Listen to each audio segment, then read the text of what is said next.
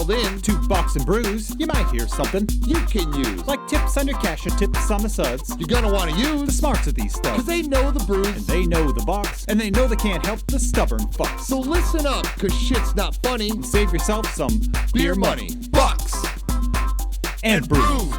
Bucks and Bucks and Brews. Bucks and Brews.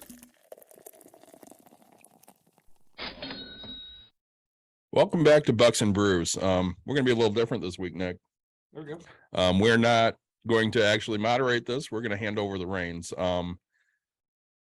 We can talk about what we're drinking. I know three of us are drinking almost nothing. So Nick, I'll let you go first because it's your normal. Yeah, I'm back from the cruise where I had a nice booze time, and I'm drinking more Bud Lights. Let's say it's I don't know, just a couple for tonight. I'm gonna start losing some weight apparently, so I mean, that's a good thing. Yeah. Mike and I talked about that too. we'll see what happens. Jim, my friend, Jim is joining us. He will be one of our moderators tonight. I'm drinking, starting out with a Lagunitas Hoppy Refresher, which is a kind of a hop water, 0 calories, 0 alcohol, and a groovy IPA, thanks to my sponsor, Mike Benson. Yes.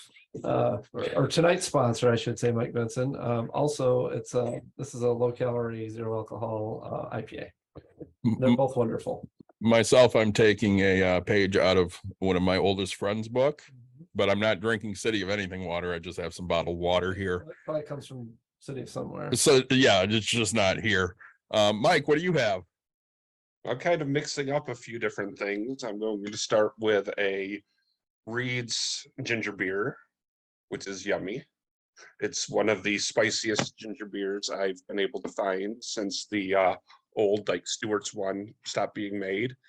I've got some fresh from the mill apple cider, and then I'm going to take a page out of the other book and I'm going to drink City of Portage tap water. Professor, what do you have, my friend? I have the usual in my very hands, a glass of the City of Lansing tap water, the best around. We're currently joined by Josh Hilgert, who is running for the 9th Circuit Court in Kalamazoo. Josh, how are you this evening? I'm doing well. Thank you very much, David. Very welcome. I don't know if you're drinking anything. Typically, we drink beer while we do this show, but as you've kind of garnered, some of us are trying to save our livers after a week on a boat. Oh, well, it's been, I shudder to say, as a aspiring sober judge, I'm drinking a side yard Cascade that was provided to me by my childhood neighbor for this very event. Cheers. Twin Dales. So Excellent. Cheers. So I wanted to start this episode with Jim and David both giving their credentials since they're basically moderating tonight. So Jim, you go ahead and start since you're next to me. All right, that sounds good. Yep. Again, I'm Jim Lowry. I graduated in 1994 with a bachelor's degree in political science from the University of Michigan. And during all of my college years and a few thereafter, I actually ran political campaigns for a living. Started out I want to say it was 1990, working for a candidate who nobody thought could ever win the governor's seat, and he did. That was John Engler. And then 92, I worked for the Bush Quayle campaign. Spent some time at the White House as well, and then did a couple of other statewide races. Have done a lot of local races since then as well, but during that time, state senate, state house, a few judgeships, and some county commission races as well. So, and I like to say that I didn't leave the Republican Party. The Republican Party left me. They left me behind a long time ago. More so recently, as someone who's a strong believer in democracy and elections, as well as civil libertarian. That's not a place I find a home anymore, and haven't for about 25 years. David, you're up. All right. I'm David Seawick, and I teach history at a college in Michigan, Lansing Community College. I've been there for 16 years. I have a bachelor's degree and a master's degree in history. My undergraduate minor was political science from Central Michigan University. And then I also have a postgraduate diploma in history from the University of Strathclyde, which is in Glasgow, Scotland. Yes, it And is. I also work in the corporate training division of Lansing Community College. So I work a lot with area businesses. Just as an aside, our first guest, Josh, might know one of my longest friends, someone I've known for about 45 years now, Chris Denny, who's the head of the Public Defender's Office in Kent County. And took he's been doing that for almost his entire legal career, but took a break from that to help get public defender offices started up in other parts of the state. And he's working for the state of Michigan. So I'm not sure, Josh, if you know Chris or not, but he and I have been friends for about 45 years. We've known each other since kindergarten. Oh, wow. Yeah, no, I do know Chris. Chris was at the MIDC Yep. when we were getting started, taking that Exactly. break that you described. So, yeah, and then frequently, we chat with Chris about, we run into issues or, anything. We're like, hey, what do you do when you run into this? So, yeah, Yep. absolutely. Yeah, Known he's great. Chris for a long time. Yeah, he is a good guy. Josh, quick question, and I'll let them go. But are you currently an incumbent, or are you running for a new position? I'm running for a new position. People rarely run against incumbent judges because we're all lawyers and then we have to practice in front of that judge after we lose. So, so there are two open seats in the circuit court. One, Judge Gorsalitz, he's aged out, as they say, you can't run again after you're 70 in Michigan. And the other is Judge Lipsey. So that created the two vacancies in the circuit court. There's one in district court too. So it's a big year in Kalamazoo County for judicial races, as the signs may tell. I have a friend who's an incumbent judge who is running unopposed and locally. I won't give names on this, but let's just say he works mostly in family court, which will probably point you to exactly. I know your Scots.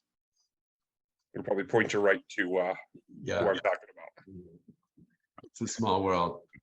Well, and Josh, tell us a little bit about, your background.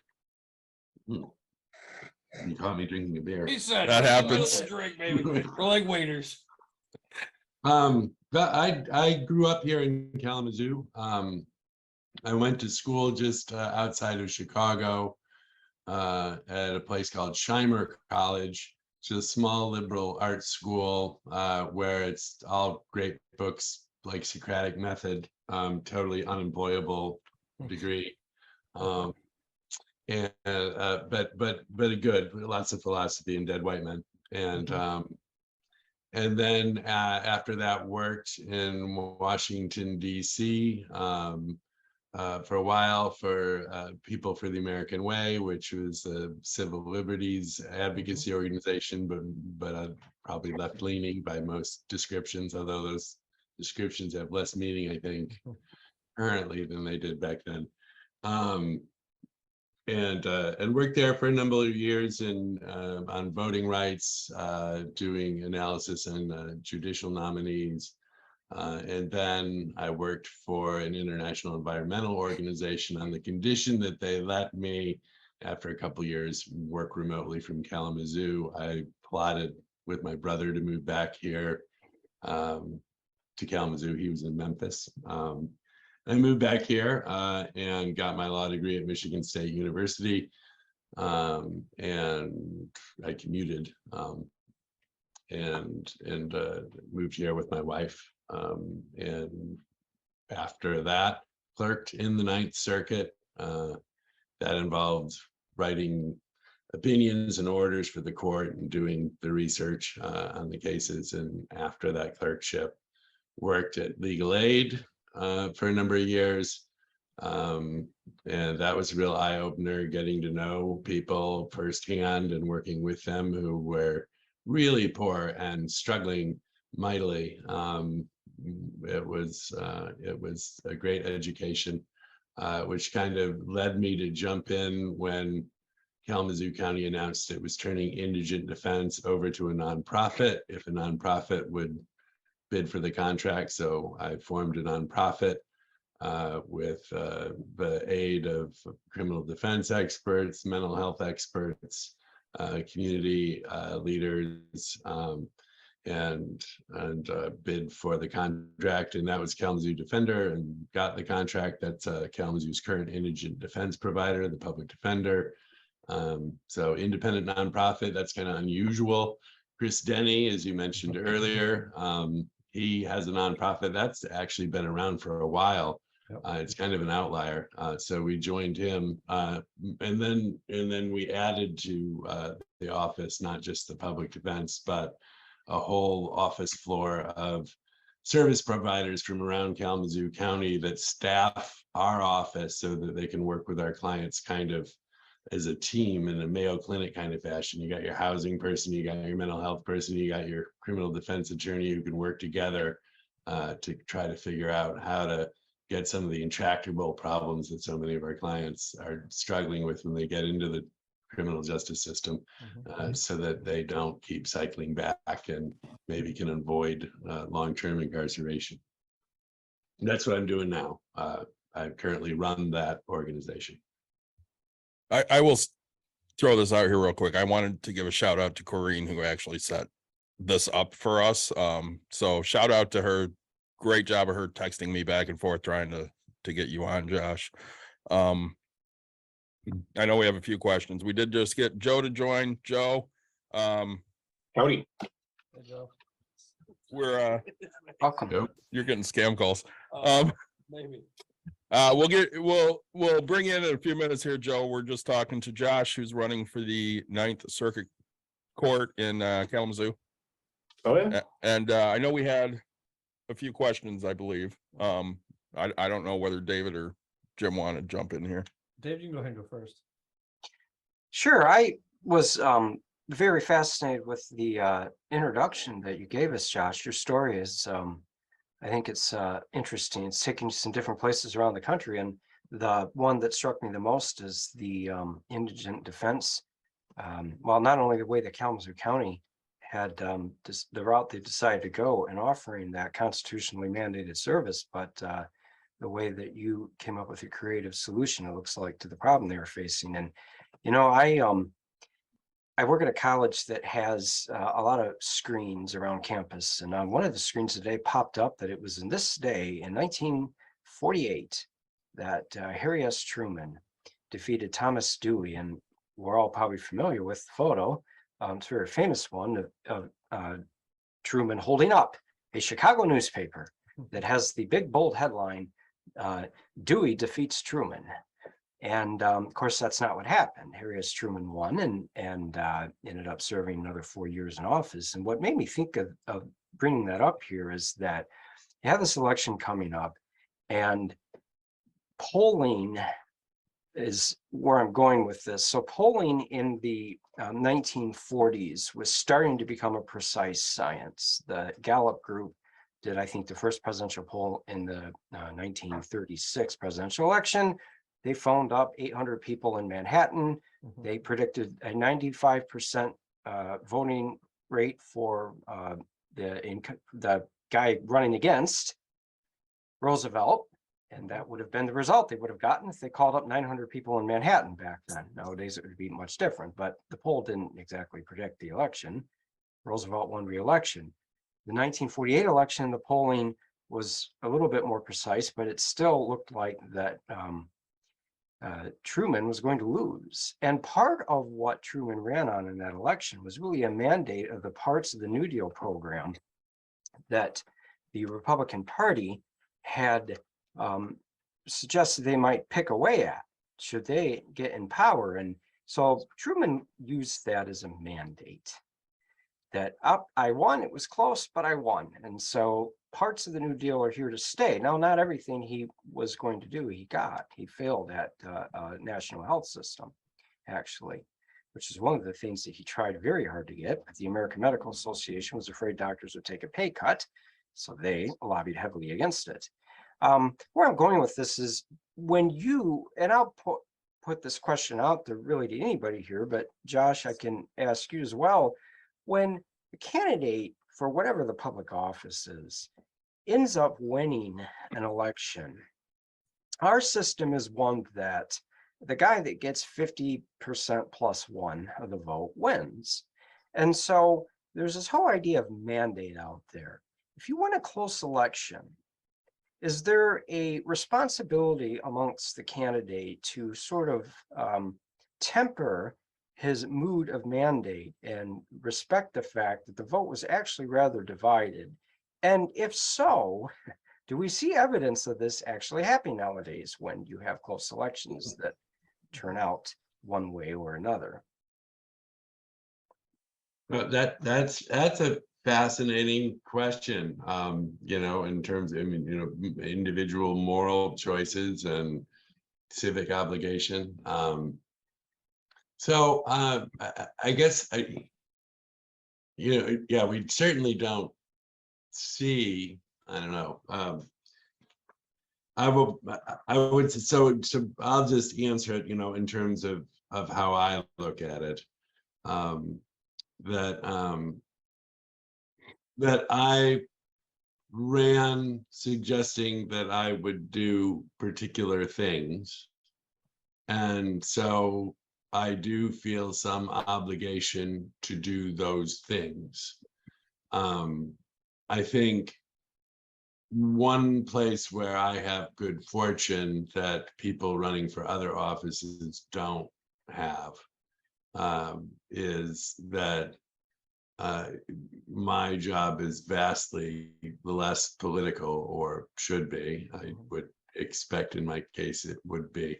I mean, I'm focused on the things I'm talking about, how to create better public service through the courts, transparency, community input, those kinds of things, in a system that is often obscured to the public. What does circuit court mean, and what does district court mean, and where's their jurisdiction, and all these things that I'm discovering, even more than I imagined, are completely unknown to a great many of the voters and the public generally. So just trying to have it be a responsive system. And I think generally I haven't run into a lot of opposition that appears to be ideologically based on for that one, nor any seeming objection from members of the bench or other candidates. So I unfortunately my circumstances are not is juicy to engage that question, which I think is a good one. It really does, it really does ask a number of inquiries, I think, especially when you get into political offices. I don't know Sure. if that was considered a dodge. You can refocus that if you want. No, I don't think it's a dodge at all. I think it gives me confidence, actually, to hear that judicial elections are not degraded, one might say, or changed, if one is a little more optimistic looking at it, to a point of extreme partisanship. And you see some judicial candidates are a little bit more out in the open than others. And here in Lansing, we had a very well-known trial that happened a few years ago with the case of Larry Nasser, who was a MSU sports medicine professor, and he was accused and ultimately found guilty of just all kinds of horrific crimes, dozens, if not hundreds, of abuse cases against minors. And his sentencing hearing turned out to be one in which the judge who oversaw the hearing, Rosemary Aquilina, she became kind of a national celebrity as a result of that. And it created a public persona on a local judge that probably, I would say, 99% of judges in the country would never be in that circumstance. But I think most of the time, yes, these are sort of very important positions that nobody knows what they do. Joe, I'd love to hear you weigh in on this, and I'd also like you to kind of introduce yourself. Oh yeah, no worries. My name's Joe Spalding. I live in Holland. I'm running for County Commission in Ottawa County, District 2. It covers most of Holland Township. But professionally, I'm a campaign strategist, and I do a lot of opposition research, a lot of tracking. And I think this question is fascinating for me specifically because I'm running against a woman named Lucy Ebel. She's part of a faction called Ottawa Impact that I think we'll talk about a little bit later. But Lucy happened to show up for a City of Holland meeting. Again, we both live in Holland Township, not in the City of Holland. But she showed up in a City of Holland meeting to speak out against their ordinance that would have provided protection for LGBTQ residents when it comes to housing and employment. Statewide, we have the Elliott Larson Act that protects those things for most categories of marginalized people in the state. But at the time, and our courts have ruled differently since then, but at the time, for LGBTQ folks in Michigan, they had no housing and employment protections. Like legally, your landlord could kick you out just because they thought you were gay. So Holland, stepped up to the plate, passed an ordinance to do this, and my opponent went across town to the city hall and spoke out against this. And when she was speaking out against this ordinance, to bring us back to the question at hand, she was really, really mad that the city council, who was freshly elected, was fulfilling their campaign promise to pass that ordinance. She spoke out in opposition to campaign promises getting fulfilled. And maybe there's an argument there that's a little bit more eloquent that can be made, that David kind of outlined, when it comes to a responsibility to the rest of the electorate when you win by 50% plus one.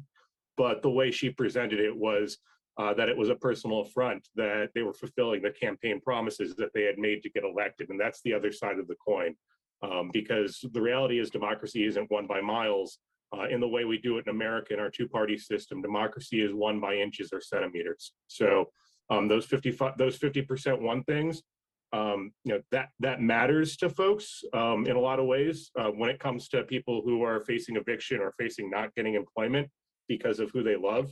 I think that kind of like distills everything down to a really, really condensed point. That sometimes, that it's you want to have a little bit of cooperation. You want to make sure you reach across the aisle and move forward when you're passing a budget.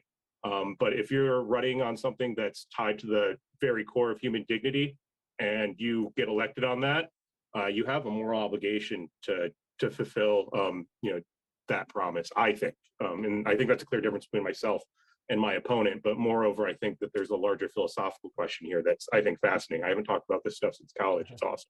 So I kind of have a related question, and for both of you, I think, particularly in the last probably 6 years or so now, we're starting to really see an erosion of the the public side of public service, right? As you're alluding to, Joe, and I think as we've seen a lot recently, there's this kind of Steve Bannon, a strategy of kind of taking over and creating an authoritarian theocracy from the ground up.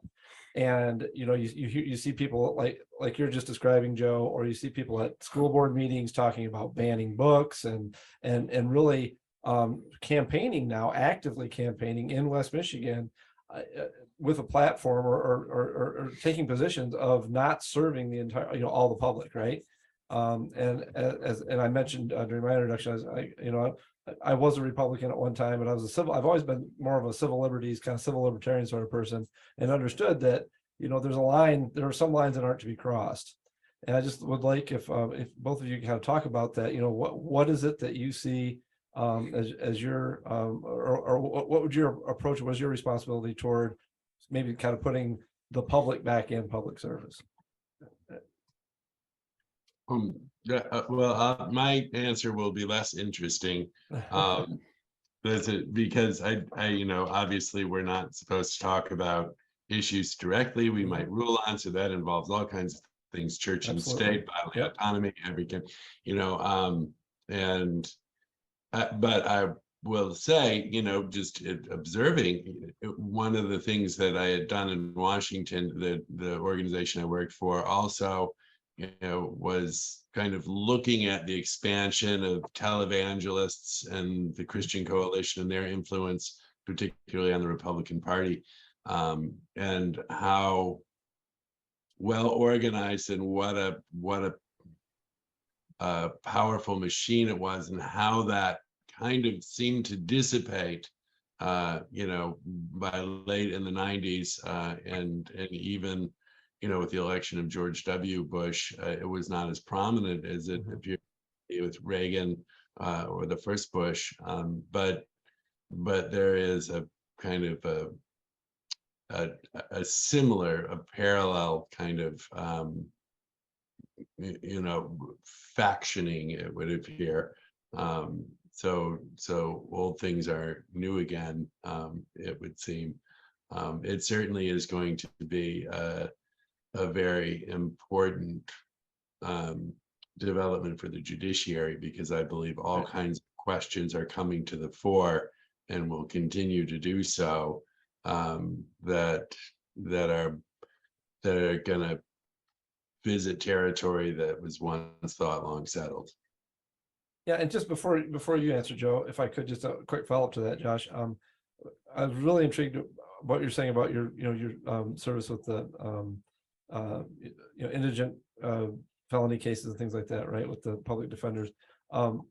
Does that play into your, I guess, sort of your approach in terms of serving the entire community, right? I'm not necessarily talking about from a partisan perspective, but you've mentioned like how you've set up your office to not just include indigent defense cases, but also you're trying to be more transparent and things like that. What from what you've done with the public defender's office in Kalamazoo County, would you then bring into the judiciary? That's a great question. So yeah, I think one of the important aspects, certainly that I learned when I was at Legal Aid, that we incorporated into our kind of fabric at the public defender office, is that the people who come through, we get 5,000 cases a year at the public defender office, which makes it one of the biggest law firms in Western Michigan.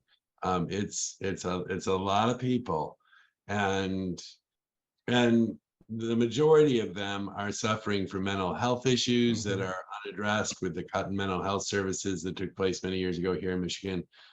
So police become the frontline mental health providers. And people with trauma, high ACE scores, adverse childhood experiences, so we're encountering people, they're members of our community that are not fully participating in our community. Consequently, they're finally getting noticed, so to speak, when they start entering into the criminal justice system through an addiction or a mental health outburst, or theft of whatever, when they're all also grindingly poor. It's not like they're just below the poverty line and we have like a smooth cascade of people. They are mostly abject poverty as their experience. So it occurred, to me that identifying this group of people as part of our community, that they're not a problem for our community, they're part of our community that are creating issues, social issues that we have to deal with. And so building on Kalamazoo's legacy with drug court, which it was a pioneer of nationally 30 years ago, building on programs that try to catch people before they get too involved, reduce tomorrow's victims by, as soon as people start engaging. And in the juvenile court too, how do we identify problems and try to solve them for our community members when they first start making that contact? I think that we can take some of that model from the defender. How do you bring in service providers around the community? Again, the courts bring ISK, Integrated Services of Kalamazoo, into the mental health recovery court. If we address things beyond the mental health, like also the housing, brought in community support so that there were people that are hanging out in the neighborhoods with these people, supporting them, there might be ways to get higher success rates and reduce recidivism. Absolutely. Perfect. Thank you. Joe, back to you. Sorry, I didn't mean to throw that follow-up in there, but how to put the public back in public service? Yeah, no, that's awesome. And I'm just briefly, real quick, Josh, that's awesome, the work that you're doing. I just want to commend you for that. And I don't know how familiar everybody in Kalamazoo is with everybody else, but Reagan Samara was a college professor of mine. She's the only one that gave me an A plus in international security studies or something in terrorism. And then also Cassie Evanson was a high school classmate of mine. So all right, well, I'll say hi to Reagan for you and thank her again on your behalf. Yeah, I worked at Legal Aid with Reagan, and certainly talked with her a great deal as I was putting together this plan. No, I appreciate that. Now, when it comes to bringing back the Wow. When I talk about public service, I think that if there's any place they can get the question right, I think that it's in West Michigan, and for the very reasons that I think all of us are kind of seeing in our communities. And that's, I guess, the easy example for me is that the current sitting Republican County Commission in my commission district and I have talked, Joe Bauman and I, and frankly, the way that the Ottawa Impact candidates, and this is mostly at the Ottawa County Commission level, they have candidates running for school board across the board, ran for their primaries. They were jerks. They were really, really mean to the incumbents, right? Like they like inappropriate, like threatening emails left and right, just like horrific stuff. Oh, showing up at people's houses. I mean, in Kent County, we've had people showing up at their opponents' houses and things like that as well. Yeah. And like I say, I do professional opposition research for a living, right? Like I consider it my job to deep six candidates to stop them from being bad politicians. And it was disgusting. So, I mean, that's the framework for like what's going on the ground. But the backdrop to that is different, right?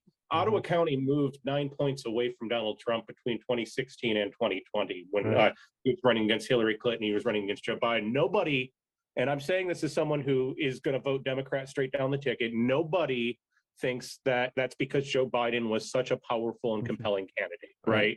Like this was a moral question for voters in West Michigan. And the Republicans and the Democrats understand that. And, you know, frankly, I'm not the world's biggest cheerleader for everything that capitalism has done. You know, I'm a true millennial in that sense, I guess. But when it comes to West Michigan, we see some really, really clear historical examples of businesses stepping up to the plate and changing the community in positive ways. We see things like New Holland Brewery going to bat for their beer tent. And everyone thought that the whole city of Holland was going to have a meltdown if they sold beer at a beer tent during tulip time. Nothing of the sort happened. And, that's just with beer. You know, culturally, Holland has become a lot more LGBTQ friendly. I'm a Latino, and frankly, growing up here, it was a little bit scary on that front. And now, that type of permeable racism it doesn't really exist at that level. There's still very real racism. There's still historic, laws and regulations that were built by what I consider to be racist city councils way back in the day or whatever, but it's not permeated throughout the culture. And that's due to, I think, because of business. And when it comes to the types of stuff that, frankly, is unacceptable when it comes to running a campaign, I think it's going to be the same type of things are going to be happening when it comes to running a county or running townships or the city. And I think the people are going to respond. We got 2 years, 6 months if we want to do a recall, 2 years to see what happens. And if we're wrong, if I'm wrong, and it's not like that, and the new commission is like the best thing that's ever happened to West Michigan, and tourists flock here, talent flocks here to run the engineering jobs for all our new wonderful battery facilities that we're getting. Then I'll happily eat crow on top of a giant pile of money like everybody else. I don't think that's what's going to happen. I think that we're going to lose tourists, we're going to lose talent because we're going to get harm to our reputation done when things like the diversity program at the county goes away because the people who got voted in didn't like diversity. And I think that when that happens, we end up having an electoral response. And I think it's going to be huge. We don't tolerate bigotry in West Michigan. It's just not a thing that we're happy to accept anymore. So, well, and I kind of want to hit on this because I think the thing that worries me the most is all of these very extreme candidates that are running for school boards. If they get a hold of the school boards, they have control over curriculum. If they have control over curriculum, we have a big problem. And Jim is very big on higher education, as are Mike and I. David obviously is huge on higher education because he has so many degrees I can't count them. Thoughts on how we stop this proliferation into the school boards? I'll take that one for a moment. I thought you might. Yeah, and I did an interview with the local newspaper a couple of weeks ago, and they ran a feature story on the 50th anniversary of busing. So desegregation busing in the city of Lansing. And in 1971 was when the decision was handed down by the Supreme Court that ultimately precipitated the integrated busing. And the reason why I bring that up now is because you had the result of that, the immediate result was an absolute firestorm of opposition, and you had entire school boards recalled. The city of Lansing, most of their school board was recalled after they implemented a busing program going off of the court decisions. And you had such immediate, extremely passionate reaction to that you had situations not that different than now in terms of people turning up who normally wouldn't at a seemingly innocuous school board meeting that was no longer innocuous. It was sort of the opposite. And the school board elections then turned into equally combative events when that happened. Now, fast forward the hands of time, 50 years later, and the interesting thing about this is now you have school board elections that are extremely politicized. I live here in Lansing, and not in the city of Lansing, but we have a school board in a town not far from here called Grand Ledge. And Grand Ledge is David and Mike, you'll get this. It's a lot like Plainwell, okay? And pretty much the same proximity to Lansing as the Plainwell is to Kalamazoo, and similar economic relationship. And Grand Ledge has undergone a big transformation over the last few years, especially because of schools of choice. So this gets me to kind of what you were asking, David, when you're talking about curriculum, and once the school board gains control of this, they can control the curriculum, and then all bets are off. Well, it's interesting because schools of choice has taken a totally different dynamic that never existed before and inserted it into school districts like Grand Ledge. So school of choice has been around for a while in Michigan. I actually think it goes back almost 20 years. And it means that if you want to send your child to a school out of the district, if that school has a seat for your child, has the means to provide the education for him, and you can get the child to school, you can do it. And so people are not a lot.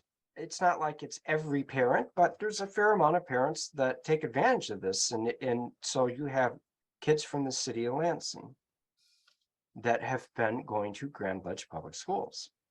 And that has totally changed the dynamic within the school. But see, who gets to elect the school board? It's only the people that live in the district. Right. So now you have children that are going to a school, but then their parents don't get to have a say in who elects the school board. And so what's happening is this disconnect is developing, and it's not only because of school choice. Politics obviously play a big role in this too, where regardless of school of choice, people within a district are starting to use the avenue of the school board as a means of fighting all of these social causes that have made their way into politics at every level. And I think that the idea of a school board controlling curriculum is one that has always been controversial, because you have curriculum standards that are set by the State Board of Education, but then you also have local control. So school boards can take up issues such as this. And with the K-12 school, there isn't the latitude of, let's just say, academic freedom that exists to a greater extent, although it's not a carte blanche academic freedom at an institution of higher ed. The problem I have with this is what I worry about, is Michigan has had a history of being a state where the state legislature and local school boards have not taken the direct hand that other states have in deciding curriculum.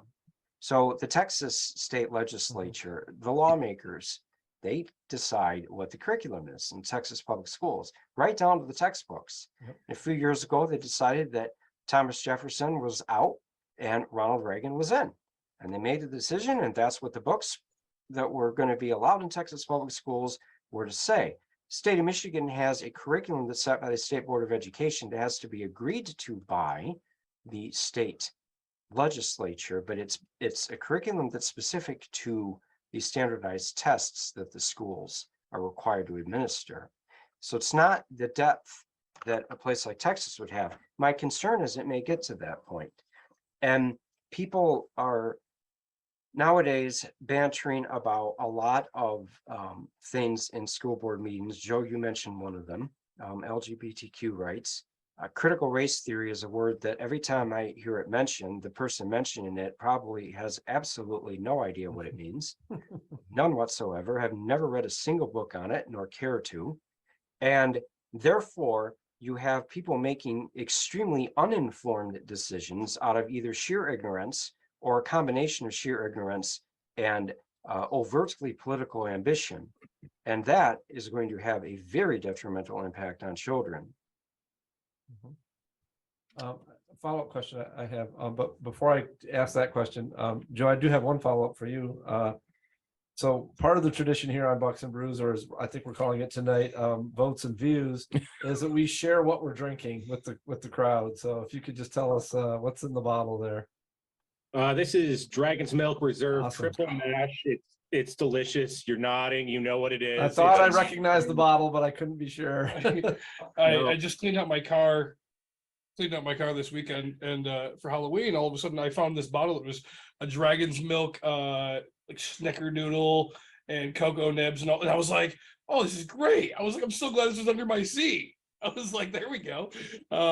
My buddy's like, that's been in your car for 2 months, and I was like, well, it was under the seat. I didn't know it was there. Who goes under their seat that often, right? You're still gonna drink it. I already drank it. Oh, of I got course. drank on Halloween. So so you have a follow-up I do, yeah. question? Just Okay. so Josh and Joe, you both are obviously on the ballot, and election day being 6 days away. Nationally, there's a lot of focus on Michigan because reproductive health care is on the ballot with Proposal 3. My question for both of you is democracy on the ballot this time around, and why or why not? I mean, democracy is always on the ballot, I think, and I'm sorry I'm jumping right in here, but democracy is always on the ballot. I think when it comes to the, especially when it comes to the governor's seat, for some reason in Michigan, that seems to be a critical role. I got my kickstart in Michigan politics. I mean, I've been working in politics for a few years at the time, but I got my kickstart working as the strategist behind Proposal 2 that ended gerrymandering in Michigan in 2018. And I think that a lot of the work that went into the language of Proposal 2, which was before I started on that campaign, my work was mostly on building their petition program. But the work that went into building that language was work that they called Engler proofing it, because the governor has a lot of capability of moving budgets around, moving departments around, moving organizations within departments around that can undermine the way that a ballot initiative can work. Now, real briefly, Michigan's constitution begins with the words, all political power is inherent in the people. And that was a key phrase when it came to the Supreme Court decision over whether or not the anti-gerrymandering proposal was going to move forward to be on the ballot. And part of that framework is the idea that the ballot initiative process itself in Michigan is a core democratic process that is real, absolute democracy inside the state. And the governor, frankly, has a lot of wiggle room to either allow that process to go forward organically or to intervene. When we see someone like Governor Whitmer, where she will step up and she will file lawsuits when like the 1931 law kicks in, for instance. But when it came to the ballot initiatives, even the opposition ballot initiatives, there were traditional fights where Mark Brewer would try to go to the courts and say, hey, their wording is off here. They messed up and we need to reject the whole thing. And the courts would put him and Haw, give the plaintiffs the chance to, the defendants the chance to fix the language, and then they'd go out in the field with it. Like that's normal, like friction when it comes to those ballot initiatives. The governor didn't derail those. What did derail some of them was some bad signature gathering on the parts of the organizations that ran the petitions. But Governor Whitmer didn't even step in to do the types of things that John Engler did when he was governor to ballot initiative proposals. Now, frankly, I think David probably has some better examples historically, but the easy one for me is the emergency management law, where we have the legislator passing this law, ballot initiative proposal coming into play to reverse it, and then the legislature passing the law again in lame duck, with a budget rider that made it so they couldn't use a ballot initiative process to undo it. And then, frankly, that's how we end up with like the Flint River becoming the source of water for Flint and the Flint water crisis. Yeah, and I'll just super quickly add, two things to that. The historical context. You're absolutely right, Joe. And Michigan's constitution is written in a way that there's a quirk in it when it comes to, so ballot initiatives are, you're voting to amend or not amend the state constitution. And the way the state constitution is written, part of the amendment process is the state legislature itself can initiate a ballot proposal, and the state legislature itself can take a proposal that has been approved to go on the ballot, and if they enact a law that is close to what that ballot proposal's intent is, then it can supersede the ballot proposal. So the legislature did this with the minimum wage ballot proposal that was going to be on the ballot a few years ago. The emergency manager one was a really, the voters voted and the state legislature said, we know better than you. So we're going to overturn your vote by some of the, constitutionally allowable things they could do. And then we ended up getting the emergency manager system, which of course, the fallout of that is still around with the Flint water crisis. That law, however, is still on the books. So there are a lot of long-term consequences of this happening. The Michigan Constitution was rewritten in the early 60s for the purpose of having one document that would be universally accepted by the state and not be amended again. It was voted with like a 7,000 vote majority. It was extremely slim, and it's been amended, I think, 38 or 39 times since then. So. And Josh, I know you're somewhat limited as to what you can talk about as a judicial candidate. So please feel free to take that question in any direction you'd like. I appreciate the inherent flexibility in that statement. So Joe took my answer. I was going to say the same thing, that, democracy is always on the ballot. And I think it also it's in between the times we cast the ballots too. That it really is civic engagement and being aware of what your government is doing, why it's making those choices, where the influences come from, how our national and local debates are framed or cornered or directed, and being aware of those things, just being naturally well informed about the nature of debate, as well as the facts and circumstances relevant to those debates, is really critical. And so I would say it's every election and in between too. It's a full-time job, although you don't have to obsess over it, as many people on this call clearly do, including probably me. But yeah, it's a big question, and I think it's something that the electorate and the public generally always has to be conscious of, because it's always hanging by a thread in the kind of ecological timeline ways, and then even more so periodically in there. Well, and I kind of want Jim's answer on this. So every 50, 60 years, I think we hit a portion where things are very chaotic. And I would say, we're at that point now, like we were in the 60s with segregation and race relations. How dire could this be? Well, I think that I think all indications are, from my knowledge and experience, and I would defer to David in terms of some of the finer points from a historical perspective, but I think we're at an inflection point probably like we haven't seen since the Civil War. And the reason for that is that you have so many people that are, literally in the tens of millions of people that seem to prefer personality over the rule of law. And I think and maybe this is a question for Josh as well, when the rule of law loses out to personalities, that's when democracy becomes endangered. There are other inflection points as well. There are other things that can cause that, but I think that's the danger that I see, is that you have people who are people for public office that are openly advocating for essentially to ignore law and to or to ignore the political system, thereby putting at risk the rule of law and in favor of and not even really policy prescription, but really more again, really I think it's really more it's based on personality, right? It's you know, I think we're in danger of really becoming authoritarian, probably as much or more so, certainly since more so than since the 1960s, where I don't think really authoritarianism was hanging in the balance, or was sort of hanging like Damocles' sword. But I think our democracy is at the biggest risk since the 1860s. So those are the things that I worry about, right? Is once somebody does it, somebody, you know, and we sort of, you know, hung on despite the attempts in 2020 to sort of overturn that election, that lie still being spread. People are buying into that, and that failed. But as long as we allow those types of activities to continue, and that's why Steve Bannon's strategy of kind of building from the precinct level up and at the Board of Education level up. So it's all these local races that the strategy is win these races. It's really who controls the elections, right? It's the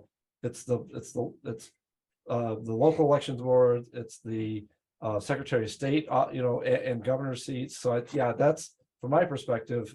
I think that is it. So what I'm trying to figure out is it as bad as it seems, or is the pendulum going to swing quickly the other way? Because my worry is where is the pendulum? Are we at the apex of it, or is there more to go? So those are the kind of questions that keep me awake at night. Well, I know David has a point to make here, but some of us are old enough here that we were on the internet in its infancy. And unfortunately, as good as the internet can be, we have an issue where ignorant people are emboldened by their ignorance and love to spout it out constantly.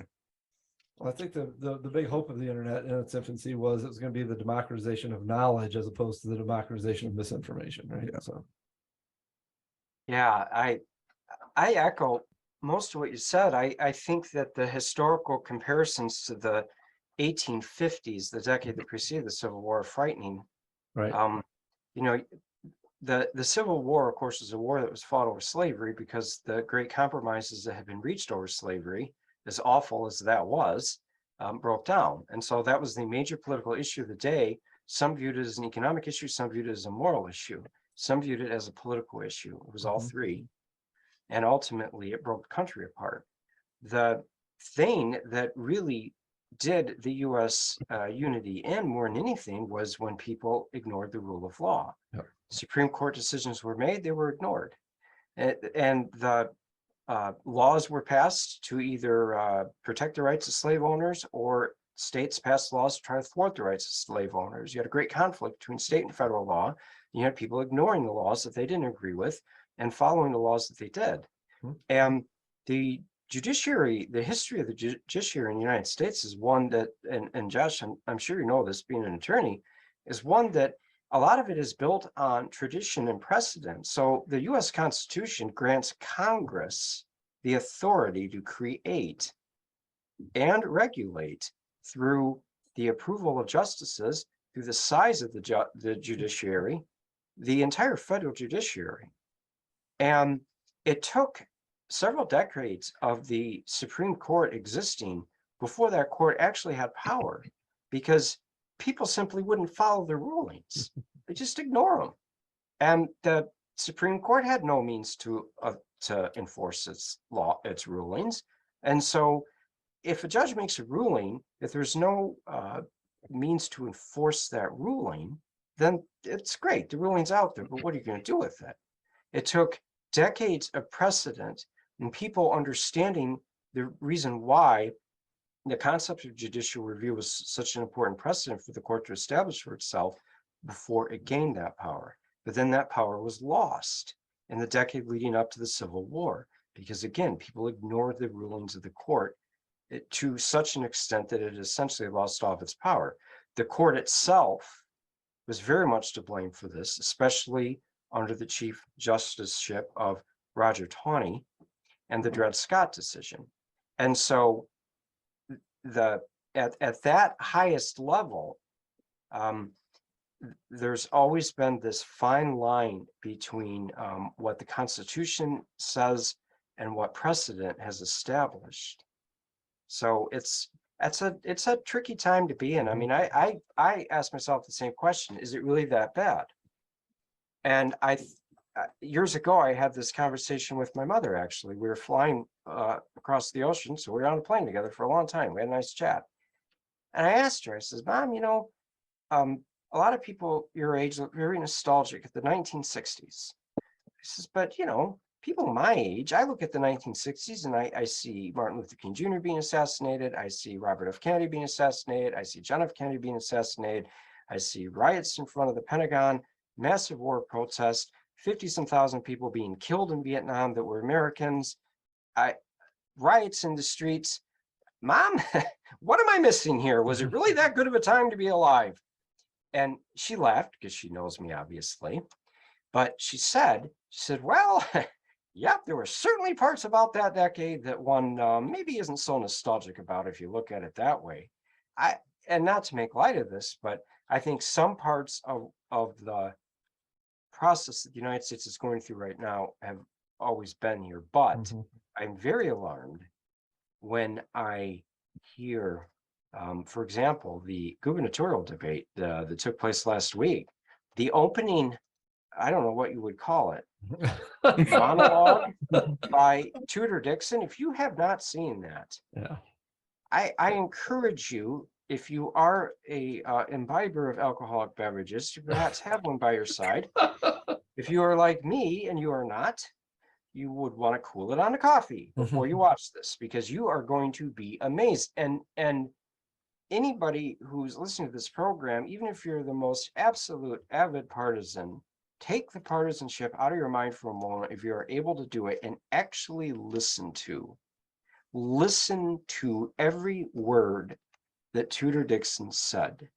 Because what she said was, if the Democratic Party gets elected, well, they're already in the governor's office, they will have all of you in chains, and there will be white slavery in this state. That's what she said. Go back and watch it or listen to it. And that is rhetoric that, in my mind, just absolutely far and away surpasses anything I've ever heard in any Michigan gubernatorial campaign. And it is one that I think one should be very concerned with. I want to interrupt here because I know we have limited time with Joe. He's got about 7 minutes left with us. Joe, why should people vote for you? That was my next Why question. should people vote for me? I mean, like that's a localized issue. And my pitch to voters is that I grew up in the area. My brother and I used to ride our bicycles around. And this seems, I don't want this to seem too wholesome, right? But it's the truth. We used to ride our bicycles around. My parents didn't have to worry at all. And now it's not like that. Like, our roads were built for 30 years and 100,000 residents ago. And I'm focused on issues that really matter to voters, like road safety. The other issue that's really important to me specifically around here is housing affordability, and it's something that I've worked on in some of the most housing scarce places in the country. We're talking about like the Bay Area in California and Denver and Colorado, and the situations over there are dire. But the thing that I want folks to know, even if they're not going to vote for me, even if they're not in my district, is that absolutely can happen in West Michigan if we don't do a better job of building housing for the workers that we're inviting to our community to run our factories. And I think that when it comes to the simplicity of the reasons why to vote for me, they're road safety, they are affordable housing, they are water availability, which some folks don't really understand is not. Their water is extremely scarce in Michigan. We're surrounded by these Great Lakes, but those water tables go a mile or two in, and everything else has to get replenished by rainwater.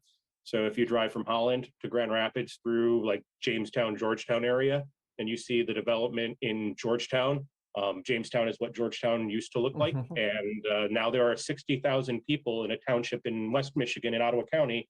And if you ask every legislator in the Capitol where Georgetown is, they will not be able to tell you. Like 90% of them will not be able to tell you. It's the largest township by population in Ottawa County. the fastest growing county in the state. So when it comes to having an understanding of the key facts on the ground, there's one choice between me and my opponent. And when it comes to focus on issues that matter, there's one choice between me and my opponent. When it comes to not being distracted by national level shiny objects, there's clearly only one choice between me and my opponent. So that's why people in Ottawa County, District 2, Holland Township should vote for me, Joe Spalding. Awesome. And I want to ask this, Joe, as a And follow-up. I would also say because you drink good beer. That's true too. Let's say they vote in Lucy. Yep. Your next steps. Yeah, so when it comes to Ottawa Impact, they are going to have the majority in the county commission. So there's probably no material difference between me winning and losing here. So you're not like, people are not going to vote for me to secure or stop a majority for Ottawa Impact on the county commission. That's not a reality. I'm going to have a presence at that county commission now over the next 2 years, no matter what. When it comes to those commission seats, these are 2-year seats. After this year, they kick up and they're going to be 4-year seats. And that's a lot more of a big deal because we're 2 cycles away at that point from redistricting again, right? So when it comes to county redistricting, that's something that's super important to me. And that's, another 8 years out. But we have to make sure that folks see what Ottawa Impact is doing when they take the majority in the commission, whether I'm at the commission table or not. And we have to elevate the conversations that happen there so folks know who to vote for in 2024. So that's what's next for me. Everything this year really has been focused on 2024, more than 2022 anyway, when it comes to my profession. When it comes to working, on campaigns, I work for a group called Distill Social. They're a PAC that focuses on social media on the other side of the state. I actually put a comment in the chat on Twitch when we were talking about Grand Ledge, because there was a that situation has been brewing for a long time. Sorry to ADD back to something that was said 20 minutes ago, but I cut a 36-minute documentary about the situation in Grand Ledge and kind of a school board meeting that happened there in 2020 where they went over 30 years of like really, really horrifying racism in the district, over 7 hours of testimony. Yeah, and fired a superintendent too. It's messy. Yeah, so Metcalf's lawyer screamed my name at his due process hearing. That was a thing that happened. So that's been in the paper all around here. For the last 2 years in one form or another. So yeah, I will say if there's one place that has actively and done the right thing against fighting against the whack jobs that are running for school board, those folks, it's Grand Ledge activists, and they've dubbed them the Kitty Litter Caucus. They have not stopped holding their feet to the fire. And they uncovered quite a bit of particularly around that Jason Devenbauer guy. That guy is probably one of the worst people running for office in the state, and he's running for Grand Ledge School Board. But my next step is to track the Republicans on the far right and make sure that we keep continuing to change the political landscape of Michigan for the better, regardless of what happens in this election. Well, fantastic. Thank you, Joe. I know you got another interview, and we want to give you a couple minutes to take a break if you need it. So we really appreciate you joining, and we wish you the best of luck. Appreciate it. It's been fun. Cheers, guys. Cheers. Cheers, Joe. Thank you, Joe. Good luck. Yeah, good luck. And Josh, I guess maybe the same question for you.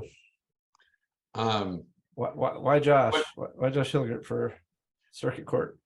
So I think, my case would be, I have a reason that I want to be in the office. I think that there's a lot of, that I see the judiciary as poised to make a critical shift from viewing its job as an adjudicator of individuals to public service for intersecting with individuals' lives. It already halfway knows that. I feel as though the court, it's our judges, even our prosecutor and our sheriff, we understand, all of us, that we're encountering people who have trauma, who have just so little resilience. And yet we have a system that is kind of set up for judgment and shame. And so we try to put, foam rubber on the rusty edges of it to try to make it a little nicer.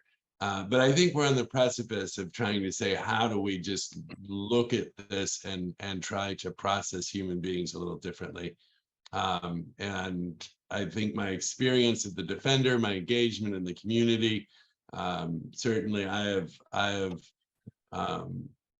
I think gone further and pushed harder and understand better what that kind of shift looks like and what that population wants, and would bring in the community to speak for itself with their own lived experiences. And I think Kalamazoo's ready for that. I think that's what it wants. I think I am the candidate for that if people want that.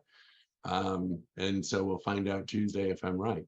I think we finally have a public defender on the Supreme Court, right? And I think that you know, the underrepresentation of people who have defended indigent cases in the judiciary, you know, in judgeships is and it's itself a crime, right? The fact that it's mostly people, you know, either I would say, you know, what we think of as the high paid defense attorney or prosecutors that end up in judgeships. And I think that experience, from my perspective, is invaluable for district or circuit court judge.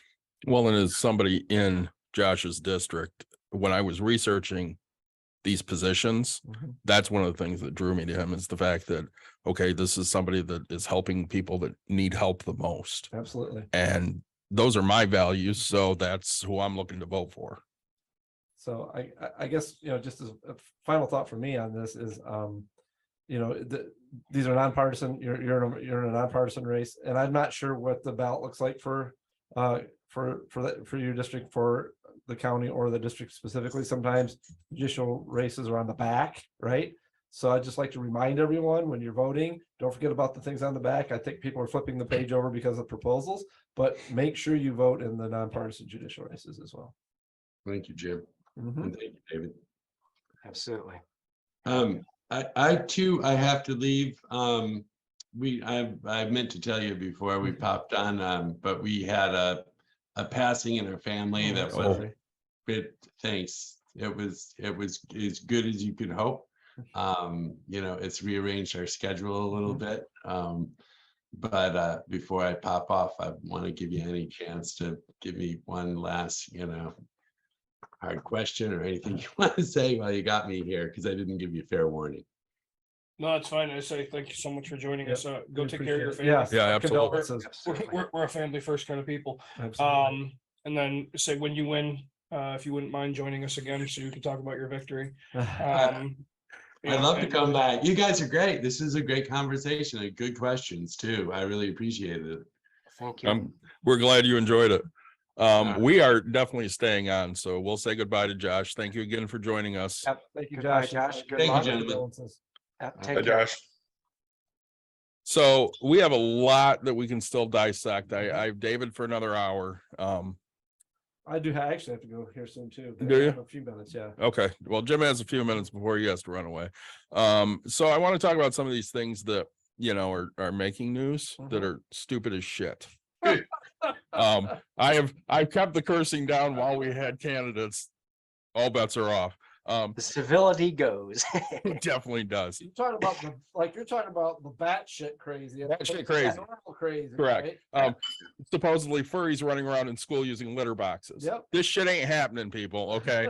I'm sorry to dispel your stupidity, but there's nobody running around using a litter box in school, because I don't know any janitor that would clean that shit up, Right. but I know some janitors. Yeah,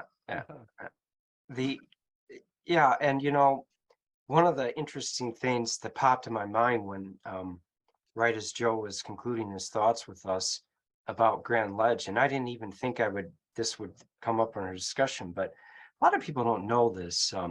Grand Ledge, its claim to fame is a Michigan governor who's from there, Frank Fitzgerald. Yep.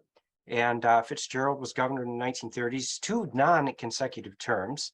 And back then governors were elected for 2-year terms, but he died in office and pretty much half the town is named after him. He had some really ugly ties to a KKK type organization in Michigan called the Black Legion, including some family ties and people that he put in public office while he was governor. And so Grand Ledge has had an interesting past that every now and then seems to resurface. when it comes to, well, race and politics and intertwining. And I bet you Joe knew that, because he's definitely a guy that's done his homework, but he had to leave, and I certainly wasn't going to throw that out to him and give him 10 seconds to reply. Since you do have to leave us, Jim, thoughts on this election? I mean, you've given a lot so far, but I really do think that in a very real sense, and I agree with both of the candidates that were on, that democracy is always on the ballot. But I think that we're at an inflection point, right? As we talked about this before.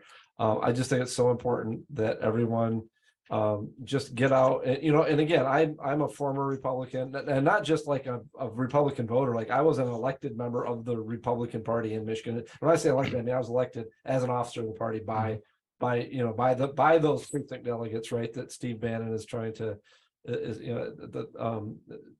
encourage people to run. So for folks that don't know the way that the party system works, is that precinct delegates, people are elected at the local level, at your polling place. You elect a certain number of delegates to a county convention. That county convention then elects delegates to the state convention, which in turn elects delegates to the national convention. So this really all does start at the grassroots level. And for the first time in my life, just to tell you how important these things are and why I'm so worried, for the first time in my life, not only did I see people campaigning for precinct delegate in my precinct, but people spending money. And it was money that was not coming out of their pockets, right? This is money that's coming from organizations that are interested in basically in the Republican Party becoming an authoritarian group, and that scares the hell out of me. And I think that there's I think a lot of people are being misled, as we talked about, right? There's the crazy, there's the stupid, and there's the batshit crazy, right? Stupidity. And I think a lot of people don't realize that they're buying into this whole idea that this is about the kids, that this is about the election or whatever. It's not. It's about a small number of people securing power for themselves for various reasons, and ignoring the will of the people and the rule of law to boot. And that, to me, is the thing that worries me the most about say the last 4 to 5 years. Well, and you and I talked about this the other day. So, when we're looking at kind of this precipice that we're at, you take those batshit crazy people and their ideas of what are out there. And the one I love the most is Antifa does all this stuff, and they forget the fact that if somebody's Antifa, that means they're anti-fascist. Like my grandfather was when he landed on Normandy in 1940. Yeah. That's anti-fascist, right? For sure. And they sit there and they throw that around like it's a bad thing. Right. Fascists are bad people. Always have been. Always. There's no middle ground there. So if you want to run around and say Antifa's this, Antifa's that, you can do that all you want. And again, the organization doesn't exist. Right. They're just people that are against fascism. And pro-justice and things like that, right? There's various agendas going on with that, and calling themselves Antifa is I think that's sort of a brilliant move politically, because there is some other stuff going on there. But yeah, it's not like this is an organized group of people that are out to turn your children into Black Panthers or into or to turn them gay or something like that, right? That's not the idea. It's they're in opposition to injustice. Yeah, I think that's really important to note. Over 21 million people have voted already in Michigan, or just in general? In general, it can't be in Michigan. So not 21 people in Michigan. Yeah, in the United States. Well, it doesn't surprise me. I'm one of those. Yeah, me too. Yeah, I will be tomorrow. I'm gonna drop my ballot off on my way to work.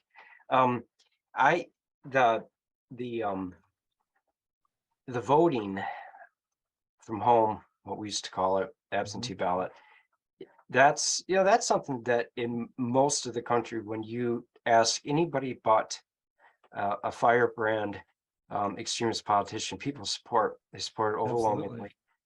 Arizona has one of the highest absentee ballot rates in the entire country, and historically, it's been one of the most Republican voting states in the union. Mhm. And it was a Republican legislature that got absentee balloting for everybody in Arizona. So I mean, it's very popular. The reason why people are opposed to it now, of course, is because the people that are opposed to it primarily are fearful that it's going to increase voter turnout and lead to people voting them out of office. Mhm. They're also afraid that when people have a ballot in their hand for a month, they actually have time to research all Exactly. of those people down the ballot, Yeah. the ones on the backside of the ballot that you Uh-huh. mentioned, because they do.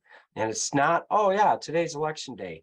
You show up to the poll, you got a ballot that's almost as long as the Bible, and halfway through it, you don't know who any of those people are. You don't know what the positions they're running for are. So you either fill in Mickey Mouse in the write-in, or you leave it blank, or you close your eyes and scratch a name. And that is not, it's not a good way of running an election. Well, with absentee ballot, people actually have time to figure out who these people Yep. are and what they do. And I actually think that's part of the reason why some of these positions that normally don't get a lot of press have. And you mentioned the party delegates to the county Mhm. conventions. I actually was over at a friend's house earlier this year. He lives in my neighborhood, so I walked my dog over to chat with him, and he said to me, he says, "Now I'm going to be on the ballot for,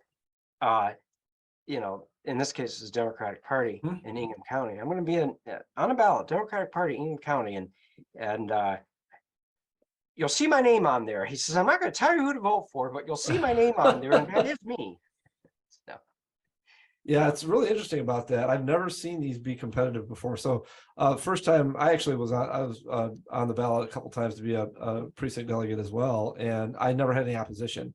The first time I think I was living in Ann Arbor, and there was something like 3 open seats for the precinct, and there was just my name. And then another time, which is not uncommon in Ann Arbor, I was running as a Republican. And then another time when I was still a member of the party, it was I think there was 2 open seats and I was the only name on it, right? So even if I voted for myself, I was guaranteed to be a delegate to the county convention. And this year in Byron Township, where I live, in Byron Center, there were 3 openings for my precinct and 9 people on the ballot, and they were literally campaigning. I mean, lawn signs, mailers, things like that. And I've just never seen anything like that before. But again, it's this Steve Bannon strategy of flood the zone with bullshit and get get people who don't know what the hell they're doing, stir them up with misinformation, get them on the ballot, and then you can control the party from the ground up. And that's what they're doing. Well, that's why we see CRT as such a hot button issue. Yep. Yeah. Because they're going to turn everybody against the white kids. Right. Yeah, they're not teaching that in well, primary Critical school. race theory is taught only in law school. It is. And Yeah. It's a theory. Yeah. Well, and it's not only that, but it's a framework for the justice system. It has nothing to do with teaching anybody about that white people are evil or anything like that. It's a judicial. I mean, it's a judicial framework is what it is. Yeah. It has nothing to do with what they're describing, and it's something that I don't remember that Tucker Carlson or somebody on Fox News brought up, and everybody just kind of glommed onto that term, and it's meaningless. Well, and I know my education history wise at Plainwell, I know where we stopped. We didn't talk about the Vietnam War. We never got there. I don't think we talked about World War II. We didn't get there. We spent so much time, in the first 100 years of this country that we didn't get to anything that, actually affected any of us. When I was in school, we actually had a course called American Conflict, which was about World War II and about Vietnam, and one called America Between the Wars, which was basically, it was about the 50s, but it's also about the social change in the 60s, because you never got to it in your survey level course, right? Your intro level course. yeah, and I took an AP history class in high school, and that's when I first learned about some of those things. But Vietnam was, that was a fresh wound. There were a lot of people that taught in our building that were Vietnam vets, or of that age for sure. So it was a difficult subject to teach, and I can understand that very well. I mean, I'm not unsympathetic to that, but critical race theory. I think with the Tucker Carlsons of the world, I mean, they are very good at taking something that they know darn well that their listeners the viewers will just know absolutely nothing about, but it'll have Yep. one or two words. Yep. Used to be called dog whistle politics. They threw the dog whistle out. They don't need it anymore. Now they can get a megaphone and shout exactly what they think.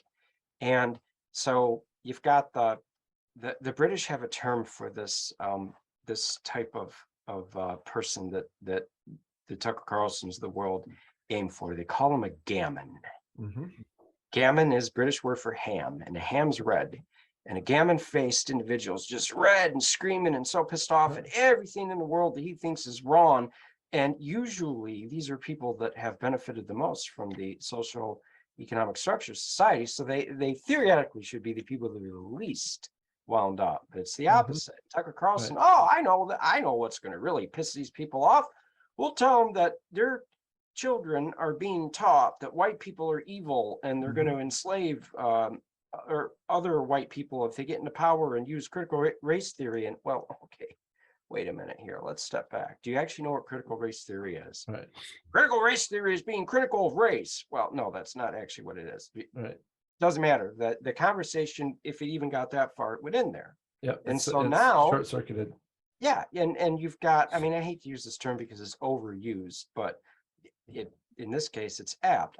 They weaponize things that they know nothing about and take advantage of people's ignorance, insert this into debates where it actually has no need to be, because it's not an issue that would ever be actually used, such as, legal critical race theory in a public school, but yet they do it. And then all of a sudden you've got the news media plastering this terminology all over every story, and you got the community whipped up in a frenzy. Wow, we've accomplished what we wanted to do. If we're the weaponizers that sought to get people on our side through this. And I see it happening in a lot of issues. It's not just critical race theory, but obviously the gay rights, LGBTQ, which Joe was talking about. That's the same thing. I mean, we had I can't remember what school it was around here, but I think 7 or 8 years ago. Oh my God, they're going to build a unisex bathroom in the school. Do you know what that means? Yeah, it means a bathroom that's got a door that locks and has one toilet in it. Right, exactly. That's what it means. Yeah, if it's at an airport, it's Wait, a it family doesn't mean restroom, the men right? and women are going to go to the bathroom at the same time.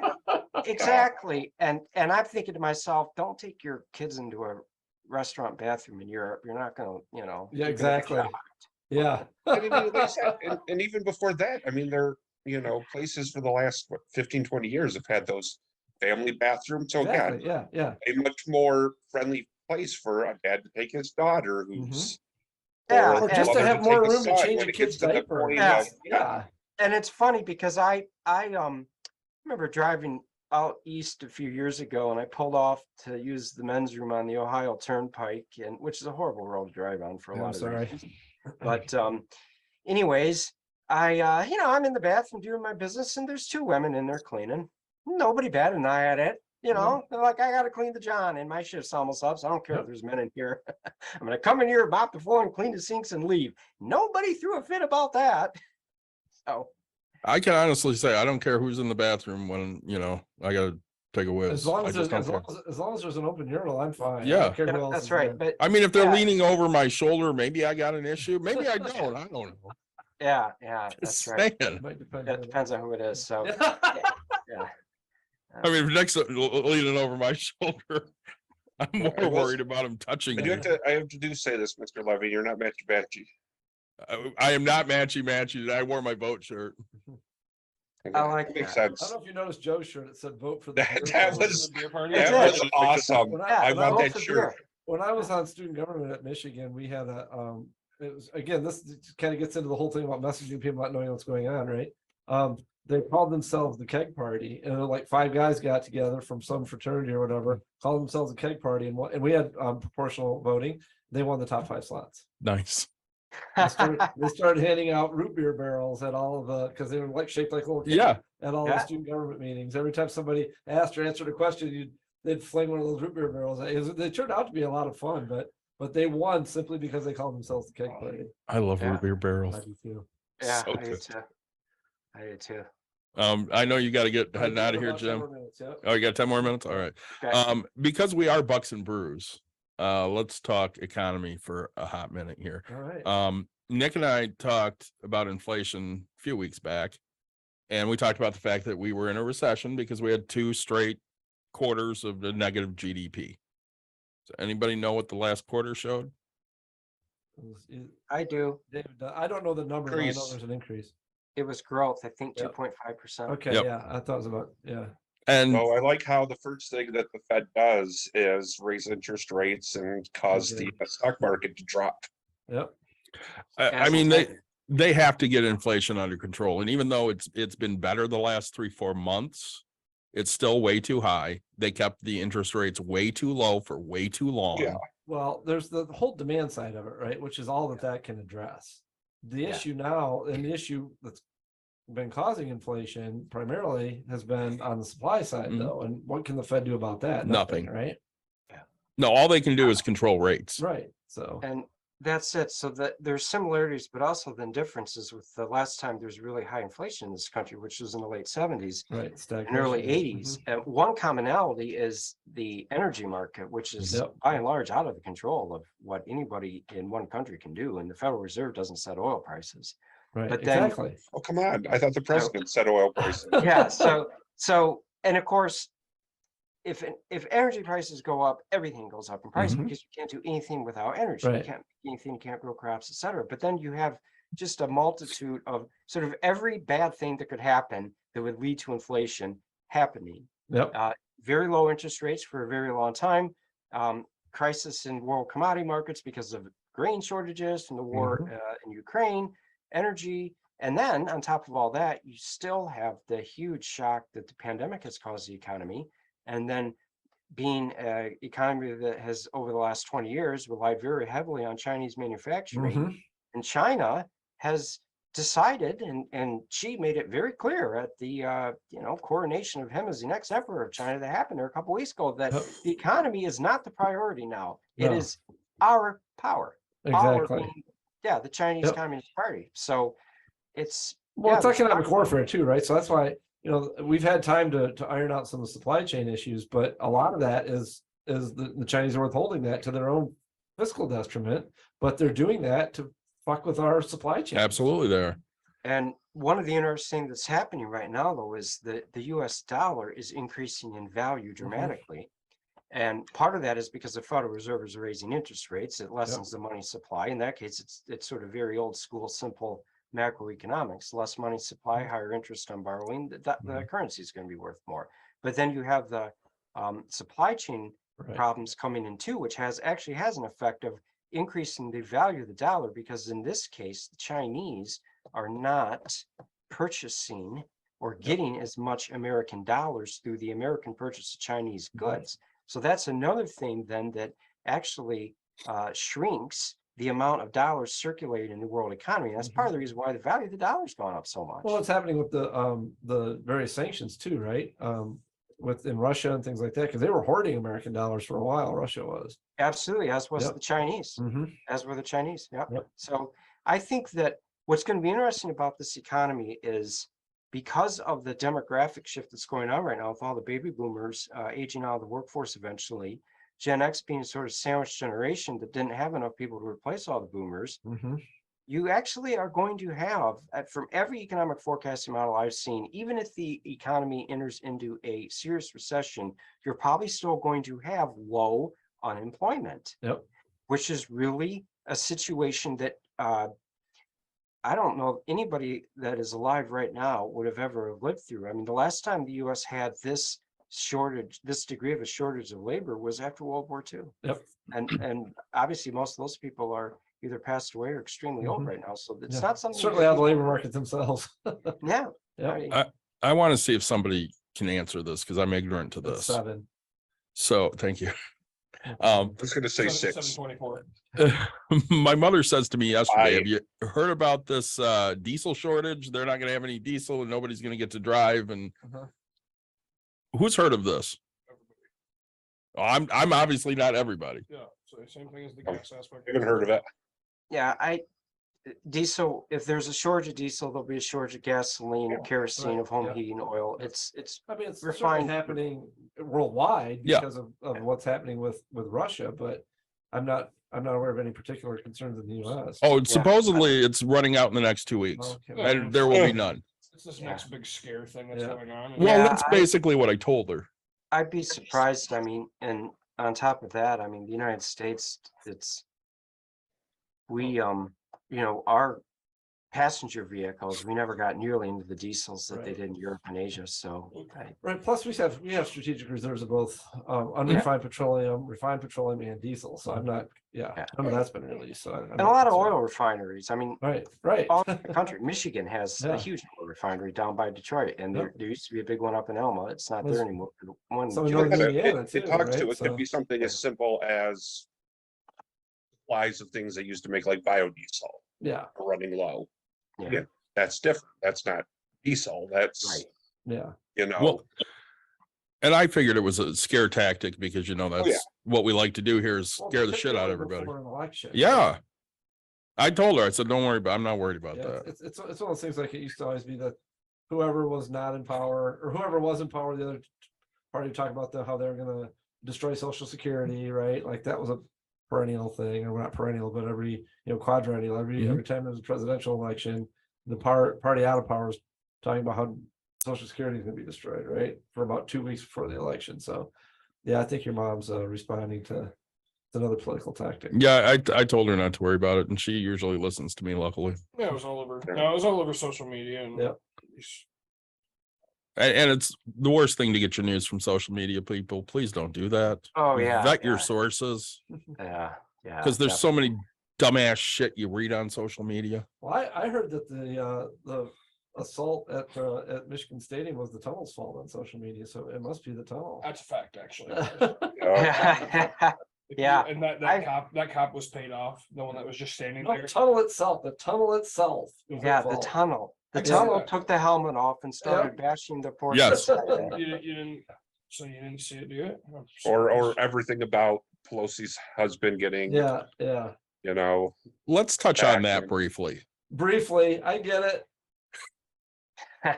So this went from a nut job broke into the Speaker of the House's house and beat the shit out of her husband with a hammer to now the talking point is it's his gay lover and they had a lover's quarrel. Well, of course it is. or Because it's that's- something now where because the security cameras at the Capitol were off or whatever. Right. Yeah. So I took a quick break at work the other day and I went out in my car and listened to the radio for a minute, like I sometimes do. And I had it on a station that I normally wouldn't listen to that time of day.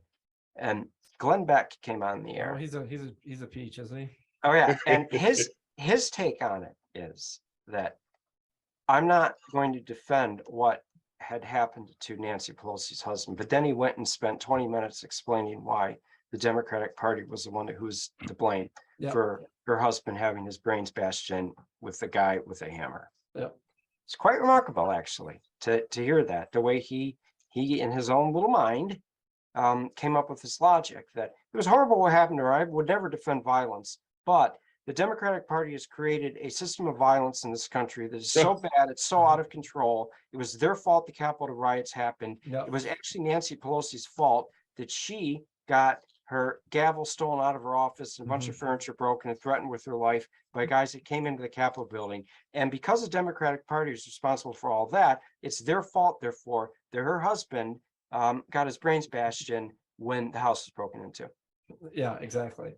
It's Like when we live in a non-intellectual or anti-intellectual world, though, those types of things make sense to people, right? And I can't even say it's just on social media, right? No. Like there's a commercial out there right now, and I wish I knew exactly what it's for, but it talks about this guy. He wants to defund the police, and I don't remember the other one, but and then all of a sudden they're like, yep, he just wants everybody to die and this and that. And I was like, holy crap, like you took that like 2 seconds because he said, hey, I don't want the police to be fully funded, to like, yep, I think the world should just be ran over by everybody and no cops should be around. And I was like, holy crap, how did you even just do that in like a matter of 2 seconds? The Tudor Dixon So intro, like Dave was saying earlier. Oh, I saw that. I thought this can't be. I literally questioned whether I'd woken up in a parallel universe. I did too. I Yeah. did too.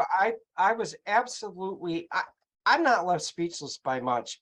That left me speechless. It really did. I was just, I did, because- yeah. yeah, you looked at her performance in the first debate and looking at this just from an outsider point of view, after that I thought, well, you know what?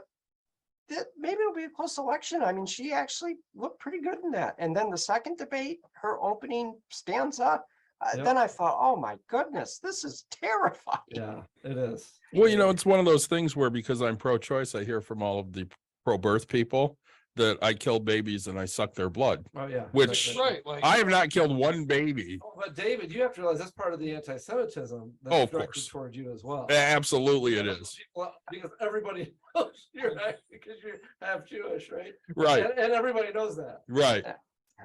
It's the absurdity out there is just unfreaking real. Bloodline. Yeah, it's, it's like, I've heard people defend, for example, Russia. Mhm. In the invasion of Ukraine. One of the defenses, well, yeah, they had to go in there and take Zelensky out because he's a Nazi. Yeah, Vladimir Zelensky is Jewish. right. Yes. He may be a lot of things, but I am 100% certain a Nazi is not one of them. Exactly. Yeah, But yet- if I was betting on Nazis, I'd bet closer on Putin than Zelensky. But this kind of misinformation is, I mean, it's everywhere. And I always tell my students the following. I always tell them, remember what Abraham Lincoln said, don't believe everything that you read online. Yeah, exactly. Right? I remember Thomas Lockwood was one of my favorite teachers, and he had a poster in his classroom that said, don't believe everything you hear and only half of what you see. And I always kept that to heart because, you know, your eyes can play tricks on you and most people are going to lie to you anyways. So you have to really look in to find the truth. And we're so emboldened with, you know, ignorant and stupid that they think it's, you know, Well, I think that's the real gospel. thing. We were talking earlier about sort of what the internet has become, right? And I think what it's become is, back in the day, we had filters, right? We had a mass media, but it was nationalized. You had local newspapers and things like that, but there was a process of vetting information. And now there no longer is, right? So now you can, you know, and I say information, use the term loosely, processing information, misinformation, whatever it is. But when something, you know, somebody shoots a video or they post something on the internet or whatever, not only does that get out there faster to more people, there's no vetting process, right? So there's nobody fact checking before it gets out there. And then you've got built a huge audience of people that, for whatever reason, are reinforcing that viewpoint. And so I think the other thing that keeps me awake at night is, have we truly become a factless society? Yeah. Yeah, I had a colleague of mine who very unexpectedly passed away in May, and it was a total shock. I mean, I didn't even know he was sick, and he was only 50 or 51, but he and I used to get in this conversation sometimes, and he said this to me one day, and it's always stuck with me. He said, just something to think about. If the US was ever to be in a civil war again, would we really need to fight it by shooting each other? Maybe we would fight it the way we're fighting it right I think now. we're in a civil war. Yep. Oh, absolutely.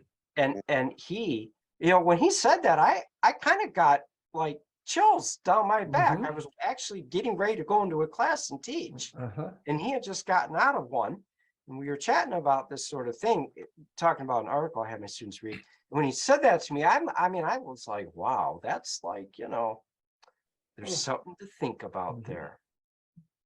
Yep. Well, Dave, I don't think we met before. It's been a pleasure. I do have to Absolutely. go now, and I hope Yep. we can. I hope our paths intersect again soon. I do And, too.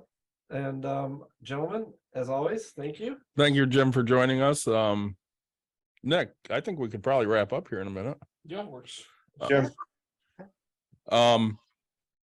So I do want to divert us for a second here because, you know, I got to work on the cruise episode.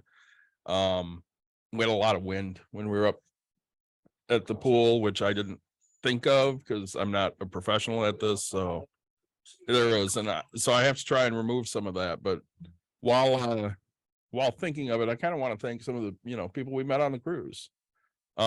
Huge shout out to all of our staff on Royal, especially Dave and Leandro, Raymond, Naz, Omar, and Mo, and then the two best waiters ever, Rex and Alberto. Hey, you said it right. I did say it right. Just they were lovely people. It was great to meet Emily and Ian. They got engaged on their birthday, which was awesome. They also found out that the carrot cake was not very good that night. Right, carrot cake sucked ass. Note to self: don't eat carrot cake on the Royal Caribbean cruise. We Want to do see this as a scam call? Yeah. Hello, it's Nick. Come on, give it to me. Give it to me. Nobody's there. Nothing. Probably Bullshit. somebody that was going to ask if you were voting for Green Lizard Men. Probably. I actually, let's see. Don't mind about who I'm voting for, okay? I'm gonna vote for the crab people. I also wanted to give a shout out to Chris from the Mickey's Marvels podcast. He's going to do something with us. Yeah, that'll be fun. Caitlin beat him at Heroes and Villains trivia. I was very impressed with that. So yeah, we had a really good time on the cruise. I can't wait to go back in February with my wife. I know that Mike and I are planning on a visit to Lansing here soon-ish. We'll get a hold of the professor and we will set that up. We're going to do a baseball episode. I don't know, maybe next week, maybe the week after. We'll find a time. We'll talk about the wrap up of the season since we didn't do one preseason. And I'm just throwing this out there. When it gets nice out again, anybody wants to come over on the porch and watch TV, I got a projector. I'm going to project shit and sit on the porch and watch some, I think some baseball movies because I love baseball movies. And maybe plan for opening day of next year if it's not, 28 degrees and snowing. Yeah, I would love It's that. gonna be 28 degrees. And it probably will be 28 degrees and snowing, but maybe we can be nice to the weather gods between now and then. Yes, exactly. There's no genre of sport that has as many good movies as baseball. No, and we think talked of like 3 or about 4 good hot football movies, 3 or 4 good basketball movies, maybe one good hockey movie and slapstick and. Oh, I mean, you got Face Off, you got Mighty Ducks, and Miracle. I guess, yeah. So there are yeah, a 3 or few, but 4. baseball has the best sports movies. Yes. oh yeah, of course. And They can Costner's be in 3 dramatic, of them. They can be comedic. It doesn't matter what they are. They're good. It's Yeah, like baseball, agree. technically. I want final thoughts. Professor, give us your final thoughts here.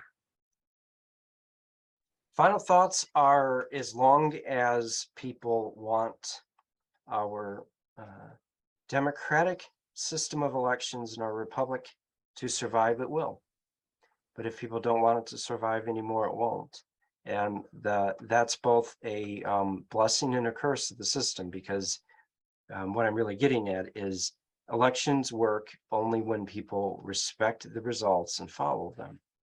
And when that no longer happens, then the whole system collapses. So let us hope that cooler heads prevail no matter what the result of the election now and the ones that will hopefully come in the future is.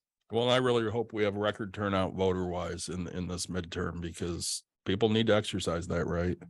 I agree. I don't think we'll have too much negative on this one. I mean, it's not a presidential, right? Yeah, So, it's definitely not. I tonight's episode was quick and it was more centralized. It is tough to talk to a potential judge who Mhm. can't give his right. I mean, he can't be an opinionated person, which is one thing you have to respect. But Yeah. being a person, I mean, honestly, I think out of the 4 of us, I've been in front of a judge Way more than the rest of us. right? So it's like, my mind has just a million questions that I want to ask and I want to go with, and especially because like where and like I wish I could just dive back into it with him, because right he did a lot of oh gosh, I can't think of the name of the thing. Public defender. Yeah, well, besides that, sorry, you get the free help or whatever, legal aid. Yeah, legal aid. Yeah. Yeah, so Legal you aid. get a lot of legal, and so it's like, right, like, it's the people I go against, it's the things that I do this, and it's like, right, like, I would just love to dive into that and have fun.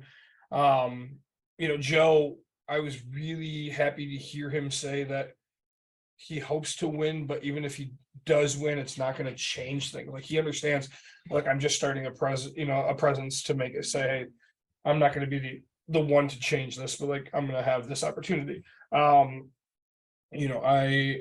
like that. Like, he seems like a great guy that's does. got a good head on his shoulders. A very smart. Yeah, very well informed.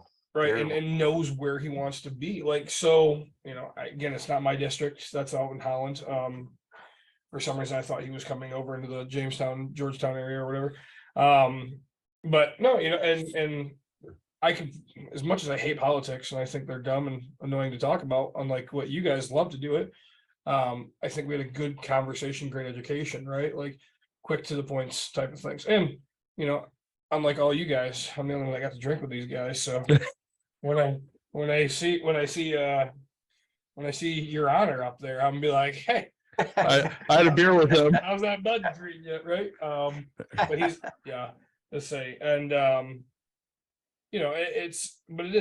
it's about building relationships with these people and getting to that next level is exactly what they're talking, right? Well, and we plugged the show so much on the cruise Yeah. that I'm sure we're going to pick up some listeners, especially from the staff. And one of the things we really talked about is we wanted, just more awareness over what we're doing. Yeah. Well, it's funny because you weren't there. I told your wife, because it was like at the end of it, all of a sudden it hit me. I was like, they make $1,000 or whatever, Yeah. Plus tips or whatever it is. So I don't know. But I said, let's figure $2,000. I was like, man, between David and myself, we could probably afford $2,000 for the month. I was like, and then we just have ourselves personal waiters, and they live in the USA, so it's better for them. And I was like, sure, I'll be a stepping stone, but my one condition will be they have to train the next person before they leave, right? Like, my God, did Dave take care of us? Right. So you'll learn. It's funny because normally it's the person that has the money hanging out, but they did a great job at pouring alcohol. They did. Mike, your final thoughts? Not much. It was interesting learning a little bit more about certain things, and always love the professor's historic take on stuff. I do really appreciate that. Both you and Jim gave a really nice dynamic to this because you have so much to draw on for this conversation. Yeah, and I really enjoyed having that opportunity with Jim. Absolutely invite me on the next time he's on. He's definitely a gentleman I'd like to get to know a little more. Very you and him would hit it off very, very well. Nick, hit us. So everybody, like, subscribe, share, tell your friends, tell your family. We're going to try to get this episode up before the election as quick as possible. We appreciate you. Shout out to Bud Light, I guess. And we had New Holland Dragon's Milk, and that was I don't remember. I don't remember either. We'll have to look it up. But thanks for joining us again. Like, subscribe, and share. That's the biggest way to get us out there. You can find us on any podcasting thing out there. Yep, pretty much. If not, tell us and we'll get ourselves there. Yeah, no kidding. And if you want some merch, we always got merch. So unless it's in my car. That's true. He didn't bring any on the boat. None. Thanks for joining us, everyone, and we will talk to you again very, very soon.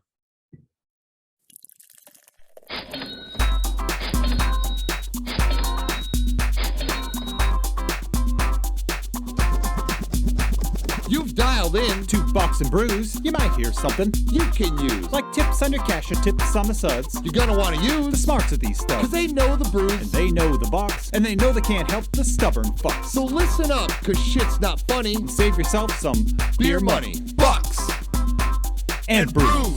Bucks and Bucks Brews. and Brews. Bucks and Brews.